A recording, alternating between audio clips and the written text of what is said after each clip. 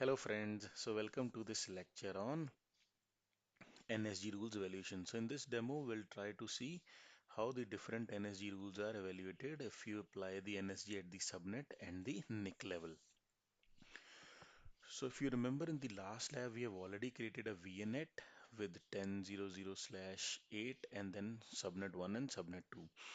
So in this lab, we'll try to use the same subnet and VNet. So if you remember in the last lecture we discussed that how the different rules are evaluated if we have attached the NSG at the subnet level as well as at the NIC level. So just a quick overview, let's say if the traffic comes from the internet, it will first hit at the subnet level and then will go to the particular virtual machine or at the NIC card, network interface card. So now let's say if you have denied the traffic for a certain port at subnet level, it will never reaches to your particular VM.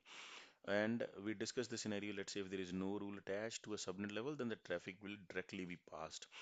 So here in this lab, we'll test the scenario wherein NSG is attached at the subnet level as well as at the VM level. And then we'll try by creating and denying a rule that whether the traffic will passes to the VM or not. So we'll try to change the rule within the subnet only.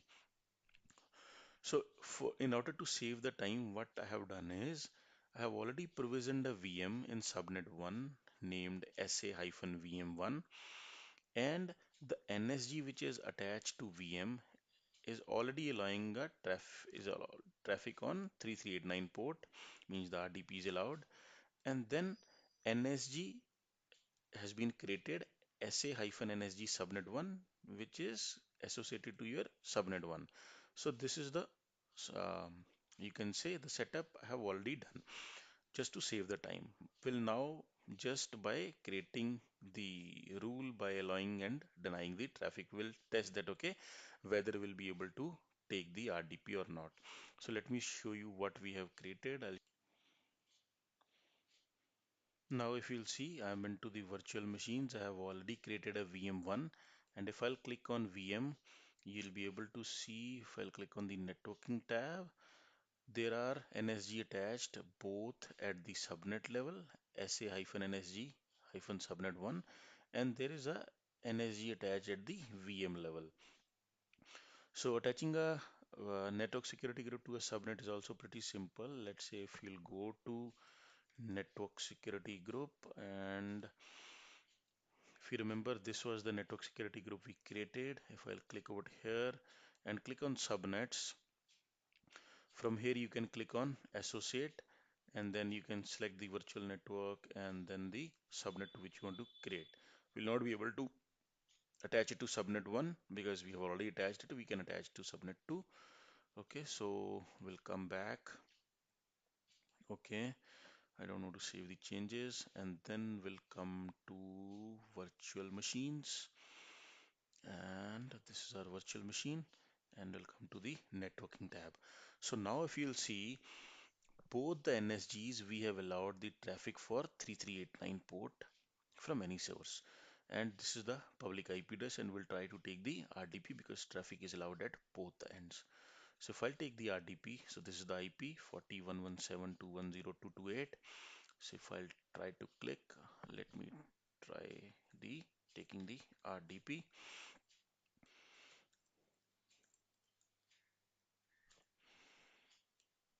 So we'll be able to get the remote of that particular machine because the traffic has been allowed. All right, we have got the RDP, so it's pretty simple. And now what we'll do is we deny the traffic at the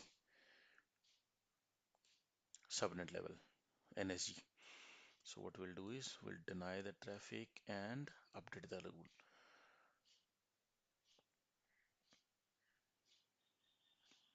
So it will take few seconds to update the rule. I will be able to see that whether the traffic is allowed or not. Okay, so now what has happened is traffic is denied at the subnet level, but it is allowed at the virtual machine level for 3389. So let's see if we are able to take the RDP or not.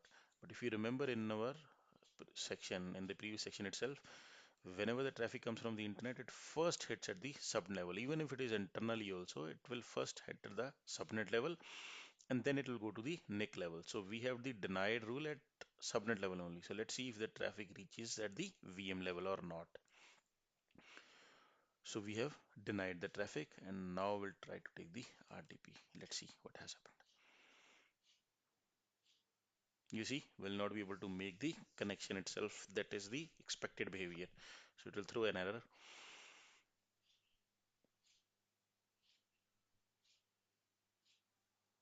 See, make sure that okay, remote access is enabled. So this is what we try to demonstrate. We created the rules at both the levels. First for the allowed traffic, we were able to take the RDP. Then we denied the traffic at the NSG created at the subnet level, and we are not able to take the RDP. So this is it, friends, in this lecture. Hope you have liked the lecture. So thank you for watching the lecture. Meet you in the next lecture. Thank you.